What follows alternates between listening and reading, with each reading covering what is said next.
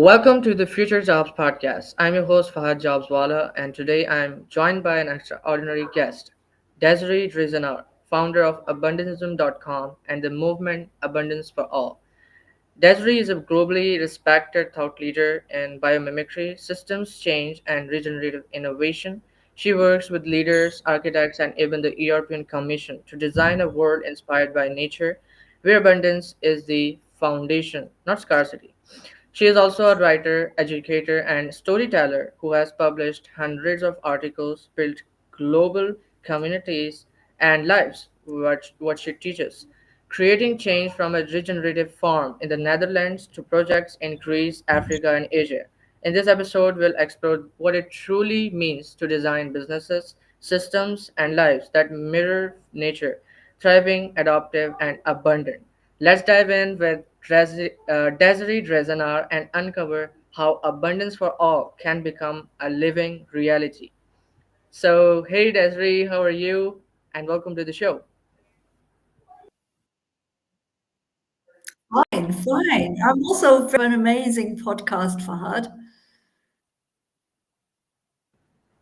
Thank you so much, Desiree, and I really appreciate you joining me today. And it is going to be super amazing.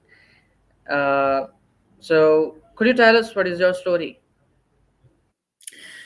Yes, well, I wasn't always in biomimicry. I wasn't even that interested in nature, I must say. So I don't know. I had, of course, I started my career in, well, 1988. Oh, young people, please. We did not even have computers.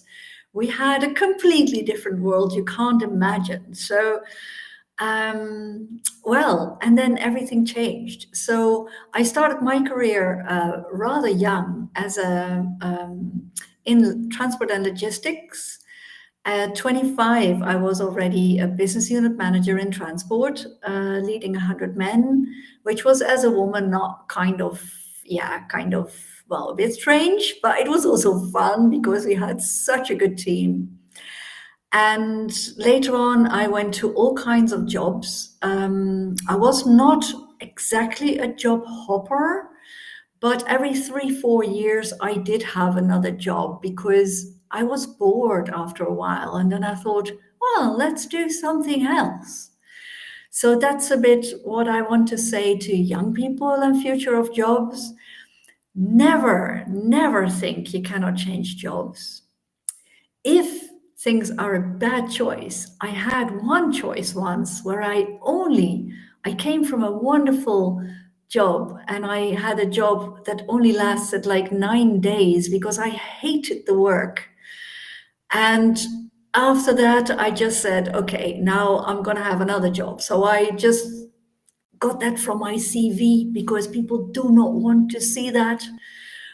But then I got another job and it was all okay. So my jobs were mainly 7 years for the two companies I worked for that were really my best jobs. And the other times I was mostly 3 to 4 years to progress a job because I always wanted to contribute value to a job.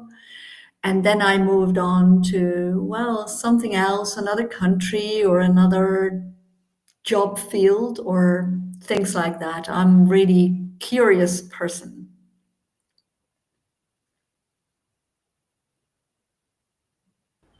Wonderful. That's really awesome. And then here you are with Abundance for All. That's a really great company. And I was looking through the previous episodes you've had. The basically the podcast where you've been to.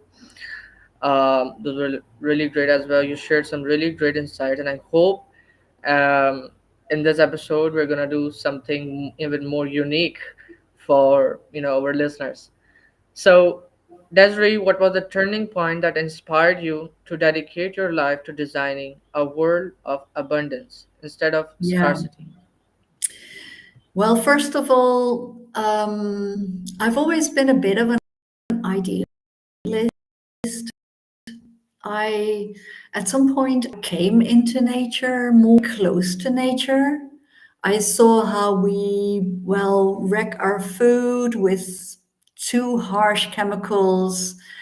I just realized that all this industrialism is really difficult for, yeah, to be healthy.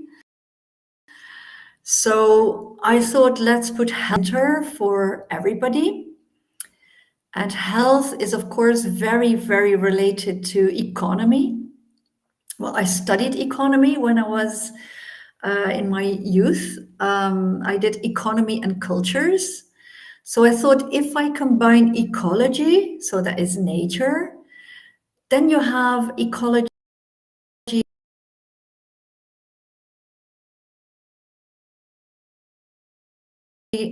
and economy. And then you can find how you abundance for all. Because if you have, then you also have health. So that is how I see economy and ecology. And then I, of course, go to the word, and they both come from Greek, uh, ekos, euikos, and they mean, and ecology is the, well, the knowledge of the household, and that is, of course, a planet. We are spinning around with thousand. I thought, okay, but what if we design the economy in an abundant way like ecology? Because a cherry tree never thinks about how many blossoms she makes. She just makes huge amount of blossoms, and then everything is degradable that is not like used by species or people or eaten. And that was my starting point for abundance for all. So I needed to know more about ecology, and that became biomimicry, because biomimicry is math. It is nature's math, it is geometry, and it also is city design. It also is architecture, but healthy architecture without sick building syndrome. It also is abundance of food in cities, so edible cities. I love it, with plant walls cooling the planet. I really love that part. Also cleaning with plants, because, well, plants clean the air and water and everything. So everything for me became about plants and about fungi and about edible mushrooms and about farmer business models and, well, all these things, because they're so related to ecology and economy. And yeah. Exactly. That's really great. Plants are really important for our planet, and especially right now, the things are becoming more difficult for us. For not only for human beings but for animals as well. They are also struggling with the oxygen, with the environment. So, Desiree, after spending a lot of time, probably with the jobs you were doing randomly, and then you mentioned that you left jobs very quickly, like you didn't stick to the jobs for a long time. So, how did that idea doing something for people, for all, came into your mind? I must say, I woke up one morning and then I thought, okay, I'm an intelligent woman. I spend a lot of time in my work. I did not have children, so I thought I need to do something for the children of the world. I did have a husband, but we didn't have children. So I thought, let's do it for the children and the grandchildren of the world. And I thought, okay, so I am intelligent. I want to know how these things work. I have always worked in tech, which is really important with the math and the understanding and the tech. So I thought, why not contribute to, well, health of these children and nature, because I love nature and I love our planet. So I really thought, well, let's not dive deeper into that. I was into sciences. I thought, let's start a think tank with all these scientists, because all these scientists are very deep into one subject. But the thing is, you cannot solve it with one subject.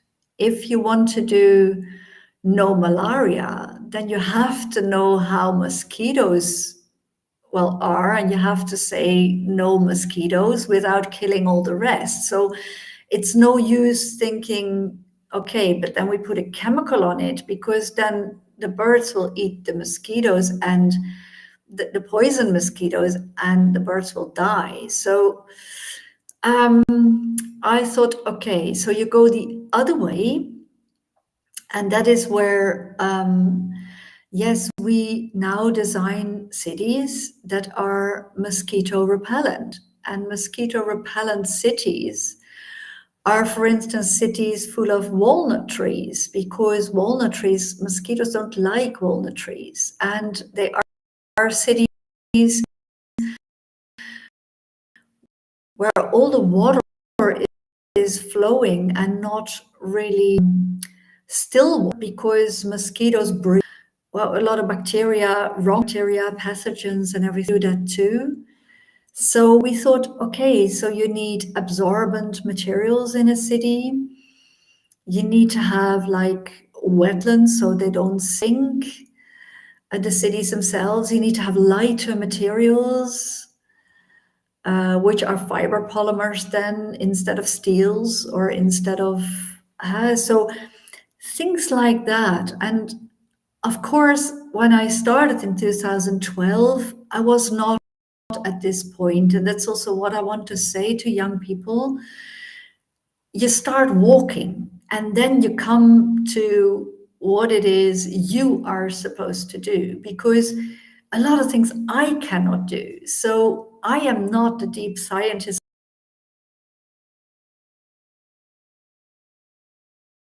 or the deep mathematician, but I do work the architect, but I do work. We do ecology and economy. We built a very beautiful and plant walled city hall in Venlo, my city. And then we took a lot of budgets together, and we designed it in such a way that the city hall was 13 million in initial investment, more expensive. But because we had minimum maintenance, we had maximum rest value with a material passports, we had all these things. There's a lot of assets and cash flows then going in the whole thing. And it meant that the whole building, although it was 13 million more expensive in the beginning, it was profitable in year two, because we had less sick leave, we have less this, less that, less such, and less so. And it was really, and it even cleaned like the area around the building. So it is like you do all these plus together, and then in the end you also make it profitable in money. So that is what Planet People Profit is all about, because you do multiple profits. Let me put it like that. Exactly. That is wonderful. In your experience, how does scarcity quietly show up in people's thinking or language without them noticing? Yes, a lot of people use a lot of no, they fight a lot. They say, yeah, yeah, yeah.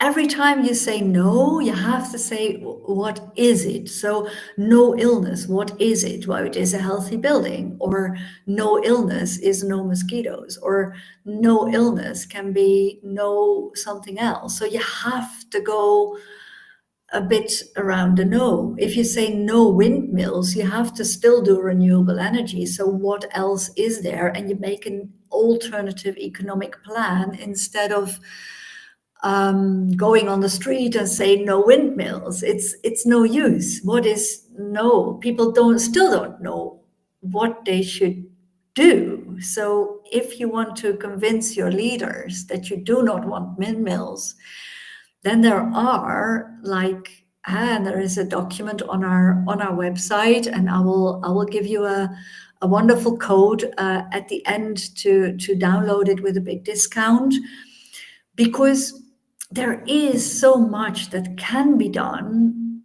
different.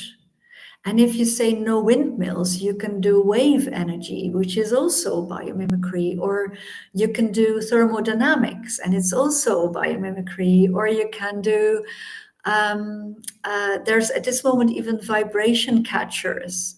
So they do not have the blades.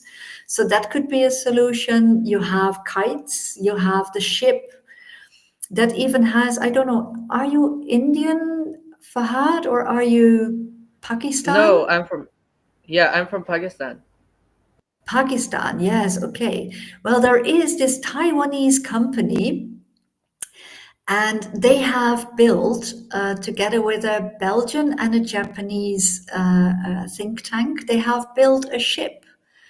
And the ship is really brilliant because it goes on green hydrogen, kites instead of sails, so they really go with the wind, and solar. So they really combine it all, and it does not have anything else but the water it goes on, so the hydrogen and the wind and the sun. And that is something that you do not even need, like coals or windmills or anything else, to have such a ship just going on nature.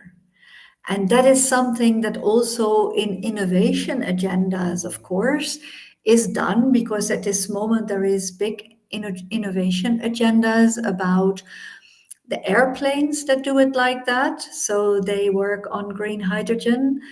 They also have like the innovation agendas of cars and other vehicles. They go on light stripes in the road, because then you see that you make the road, you connect the road to the vehicle as if it is a ship in a river, a fish in a river. And then you really mimic it and see that you do the light stripes in the road to have solar roads. And then you have like the vehicles that also, and if you then would do it, and that is really science fiction, but I sometimes do it with my students, the big science fictions. Um, if you would say, okay, the microplastics in the air come from a big part of it is coming from the tires, the tire wear of the tires. So then if you would say no microplastics, then you would say, okay, go for light stripes, and then vehicles, and then no wheels. So you would really go like you either bounce a little like you do in biomimicry, you can really, but it is like in technical ways, and of course a lot of my work is rather technical. You would do hovercraft style. The boats are already there. So you just lift it up and you just go on the light stripes or on the sound or on the waves. You would just have your vehicles and have no tires and no wheels, no tires, no microplastics. So there are a lot of these futuristic ways, and I love to do that with young students because I'm 60. As said, I'm really not doing it all on my own. The young people will really do it now. But it is so beautiful to really think about like the healthy futures where we have no microplastic pollution, where we have biodegradable materials because of enzymes, for instance, that kick in at some point. A lot of it is already invented, I must say, because we had, of course, a big environmental movement, and a lot of it can be found in universities. And with the current AI, it is at the fingertips of the young people. So they can really look for their prompt lists and how to find it for their innovations, their startups, their scale ups, to really see it, and also then think about the business models with it, because a business model is also a sustainable business is also something very important in the whole thing, because otherwise you won't survive. So you cannot say it's idealism, because you need to have a sustainable, lasting business model. Exactly, Desiree. And most of the people are using maybe plastic tires, because it is removing the entire material which we're talking about, which is the main evil here. So maybe that could also improve this thing, Yeah. and maybe it can also become a cause, you know, uh, behind removing the microplastics. Absorbing is a very important word to remember. Absorb. So, absorbing and transforming is really what you do in biomimicry. So, you absorb and you transform. And for instance, in my time, there were already the companies in the Netherlands, but also really the big companies that have, for instance, carpets that clean the air in homes or in. So they really transform. They take the dust and they transform it in the carpet. So all these in thing is very important for the transforming. So that is what biomimicry does a lot.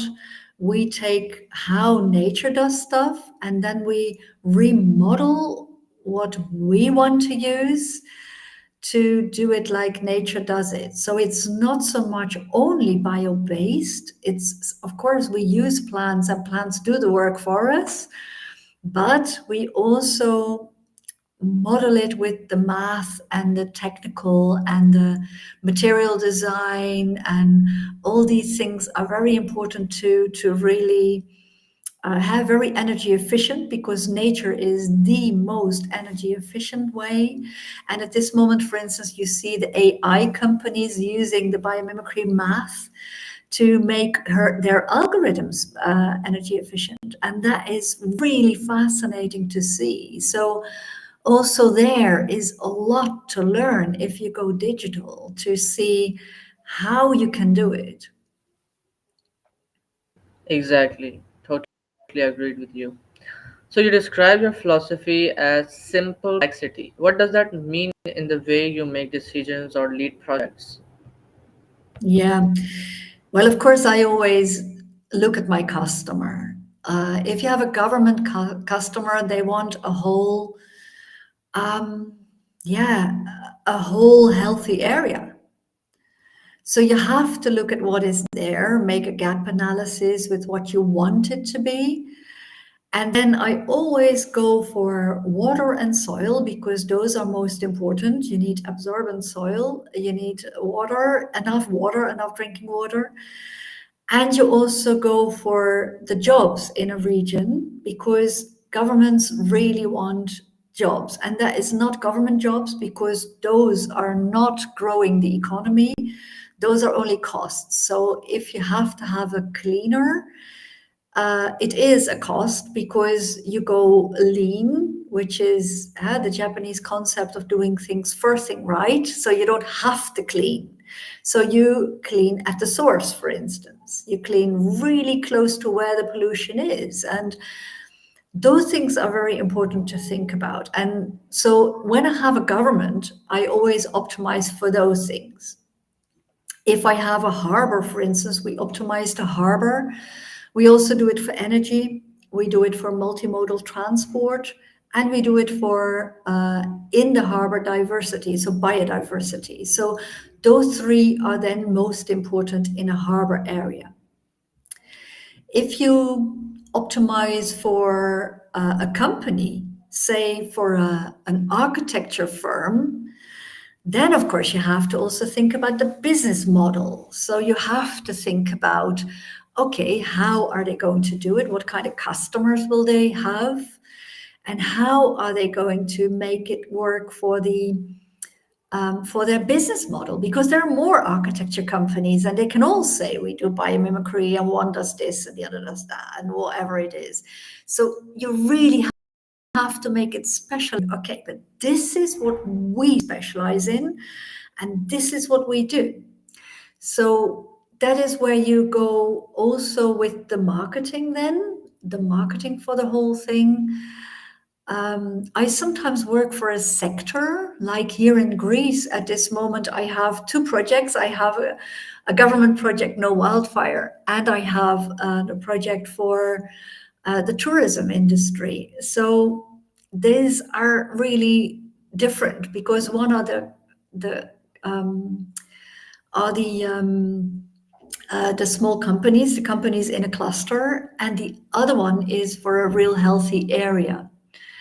So they have a bit different projects. So if, for instance, you go for a tourism project and you have a pristine area and you want to keep it pristine, then you fill, for instance, only the off season and you go marketing. We built a Facebook group with 82,000 people in it for Peloponnese living, because we say we want to fill the off season, and then you just go marketing and you say, okay, but who is going to come? It will be maybe semi-pensioners, pensioners. It's a rural area. It's really beautiful. So, but it's also, it needs like jobs for young people. So we say, okay, maybe digital nomads, they want to really live, but then you need to have good Wi-Fi. So things like that, we tell that to the hotels that want to fill their empty rooms and their empty studios and apartments. We say, okay, do you have good Wi-Fi? Otherwise, it doesn't work. You will not have that. So you kind of connect dots there. So it's not like economy is wrong. No, it is like you use the principles of economy, dynamics of economy, and the dynamics of ecology to really make sure you do the both. And then you can also say, for instance, we have a lot of olive trees here, and we have in Europe, you're not allowed to make many health claims for biology, but one is antioxidants, and the high polyphenol olive oil is definitely fits into a blue zone diet, a Mediterranean diet. So you are allowed to make that health claim. And then we say, okay, so you can export to medical markets and have a very high margin on it. And then you can say, okay, but we are a collective, a consortium of olive oil producers, so we have too much for just that medical market. And you say, okay, so the rest we do in our area, Peloponnese, and we make the branding Peloponnese Living, and it is a health branding. It is for people who want to experience blue zones and really be part of that whole vibe of relaxed and siesta life and things like that, and a bit better for your neural system and things like that.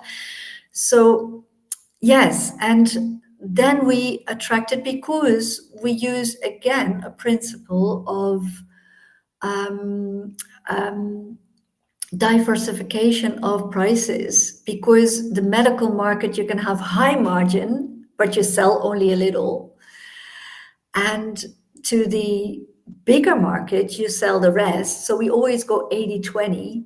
So the 80% you maybe do in the bigger market, but it will be also for your locals very healthy because it is still available for locals. It's not leaving the country. And that is very good because health should not leave your country just for big margins in America or whatever.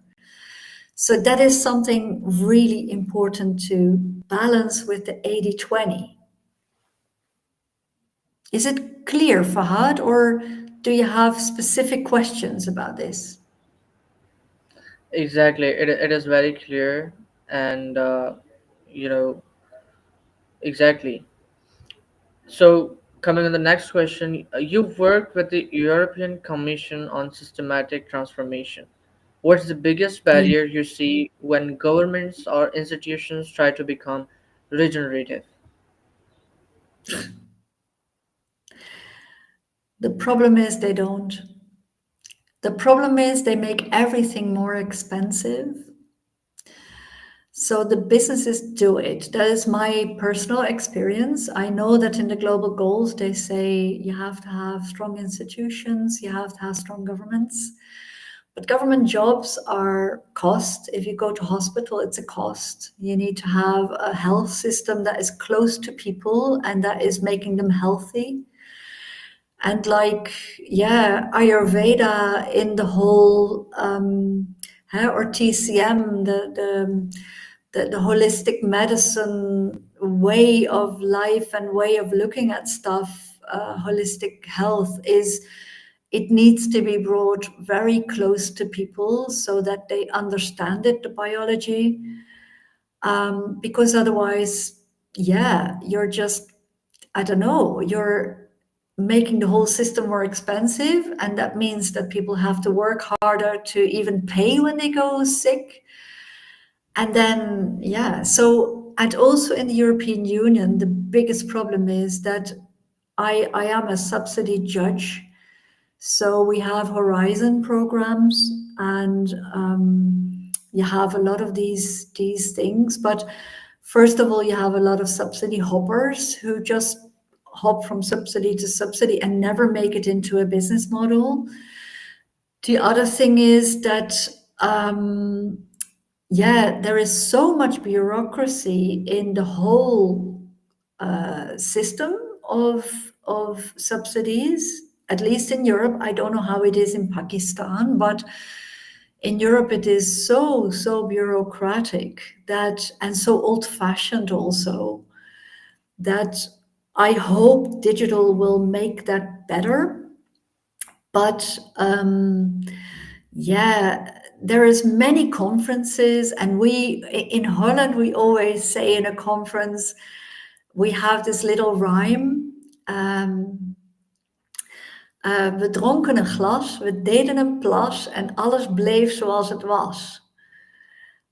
We drank a glass of water, we peed, we went for a pee, and then everything stayed as it was. So you are inspired for a little bit, and it costs a lot of money, all these conferences and all these people coming together trying to be important.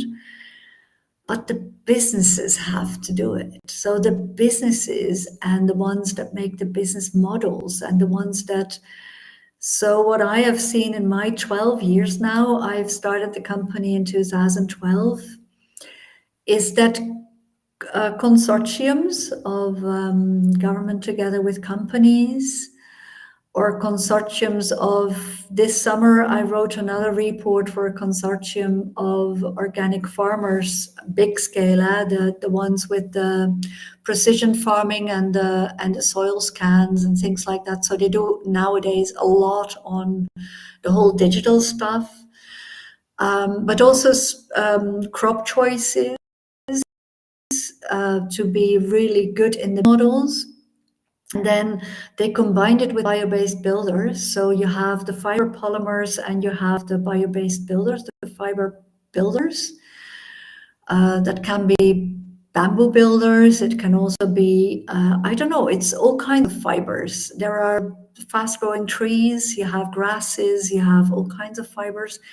Also rest material fibers, organic fibers. And I think the fiber polymers, because like steel pollution is really, really, really big still from the industrial age.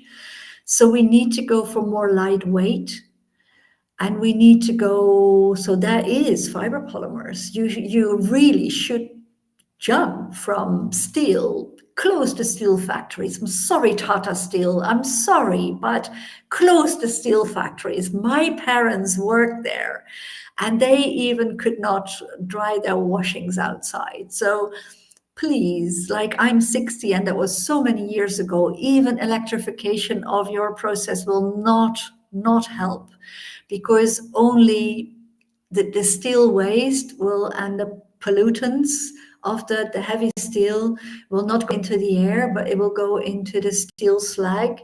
And then they say we make it circular and put it in the soil. Well, that is stupid, because it is very polluting. So close the steel and go beyond industrialism, go beyond what we think we know, and really go not electric but electronic. Go, yes, go green hydrogen, go, light stripes is really good. Go, so all these things are very important to make jumps, and then you can even power a house with gravity, because you have piezoelectronics and you have a little movement. If you do, like, I don't know, you have earthquakes and you make earthquake resistant, and you all know that the building is doing a little bit, tiny bit of this, and then you have piezoelectronics, and then you can just power with the pressure of the roof, um, which is like, something that in our current technical state, it is all possible. So I want young people, please. And I know your countries in Asia are very, very technical. So go even a bit technical, and make sure you use digital to the wonderful. Make sure you use technical for the buildings. Make sure you design your cities healthy. Make sure you use prompt lists for your AI to say, okay, how do I do no mosquitoes? Because if you want to do no malaria and no dengue, you have to go mosquito repellent. And you know it's lavender, you know it's certain smells. And smells, go for fragrance cities. I don't care, but do something that makes you happy as young people, with colors and fragrances, and but beautiful smells, and not the harsh ones that make us allergic, but make it subtle, make it really a breeze here and a breeze there, and make it nature based. And then you will repel, with certain smells, and you know which ones you repel mosquitoes, and then you will have no malaria, no dengue. And like Europe has done it with canalization. So we have canals, like in Amsterdam, we have canals. So that was, I think, about 100 years ago, we became malaria free with canals. Greece was 50 years ago, I think, that they became really malaria free, and also have enough water springs. So there was all canalization. So learn from what we did, and then also go really about holistic. So combine things. Exactly, exactly. As you mentioned, the young people, my voice is coming back. Are you listening? Can you hear me? Yes, yes, I can hear you. Yeah.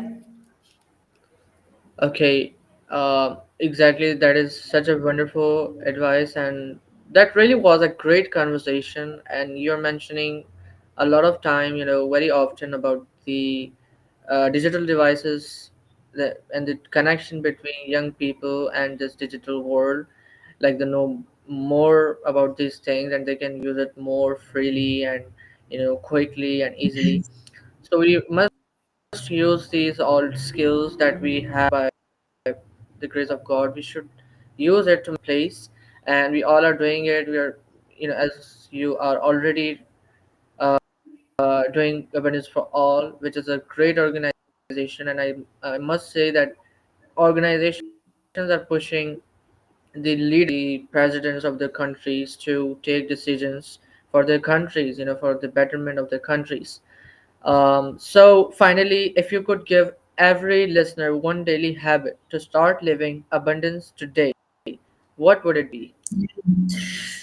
Well, I think even if you do, um, first of all, do your own personal thing. That means breathing. Really breathe deeply and make sure that you just have a happy and relaxed life, because stress is the biggest ill maker. And I don't want people to be fearful.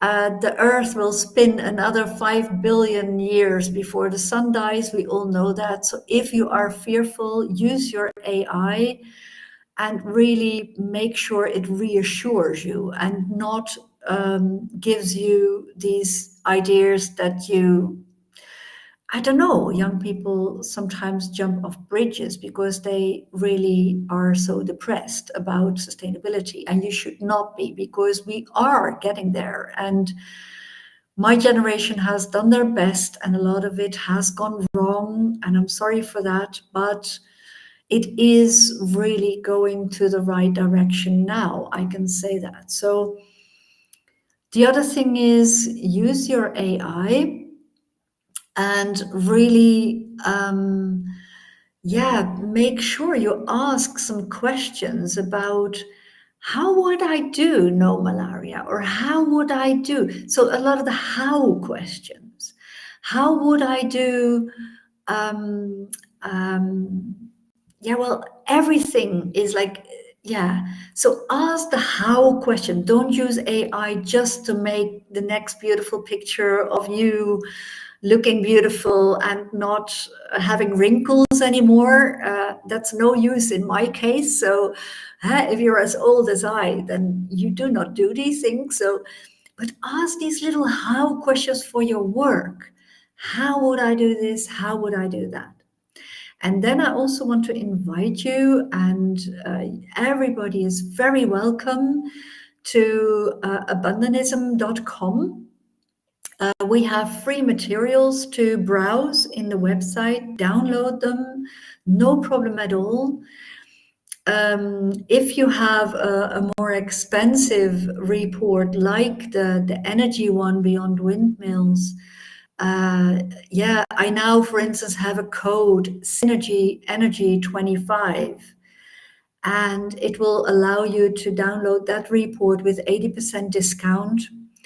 But also reach out to me. I have on Fridays, I have the possibility to have free calls. So you can book them. You can book free calls, a free coffee chat, do it. And I can give you codes to really see, okay, this is it, what I'm looking for. I will give you discounts. Don't worry. I will give you discounts on whatever it is you need as young people to be able to do your challenges in your jobs, because I have only a few years left in my career, and I want to give this forward, this whole way of thinking. And yeah, I don't want money to be a limitation for that. So ask for discounts. I'm also on LinkedIn. Yeah, that's my name. You see it here in the. So reach out via DM. Ask me what the possibilities are. Ask me to get discounts. Ask me for consultancy or whatever it is you need. And then I will make sure that I spend my time with the young people to do education, to make sure that everybody understands, and that all the things that we have already invented, like the people of my age, I have a lot of these older people in my group, a lot of scientists also, and they don't have the time to do all these talks, so I do them for them. And So we Wonderful. can bring you on a right track, but then it depends on what kind of job you have. Today, I had a call, for instance, with a landscape designer. She wanted a business model, how to do it. Well, those things are all possible. So, but also for architects, also for city designers, also for, I don't know, food designers, also for, there's lots of things you can do to make food security happen, to make no wildfires happen, to douse wildfires with frequencies or helium and not extract water, to not sink cities, to all these things. There's so much done already, and sometimes it's hard to find because you don't know what you don't know, and a lot of people don't know what they should ask their AI.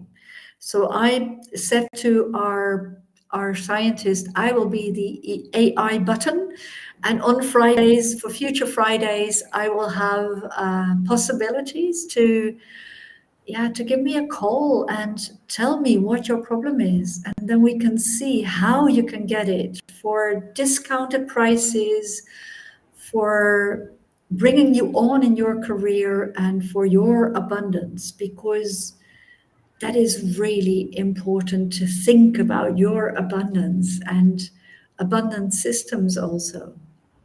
It really is. It really is. And that is, I would say, a wonderful opportunity. And as Desiree already mentioned about her name, you can just simply type on LinkedIn, Desiree Dresienaar, and founder of Abundance for All, and you can reach out to her regarding the her website and discounts. And thank you so much, Desiree, for turning on again and for giving me your precious and valuable time for the amazing conversation we just had. And I really admire to watch the full conversation. You can find out a lot of things about Desiree, about what we should do and what we should not. So till then, inshallah, meet you soon with another amazing podcast with another amazing guest.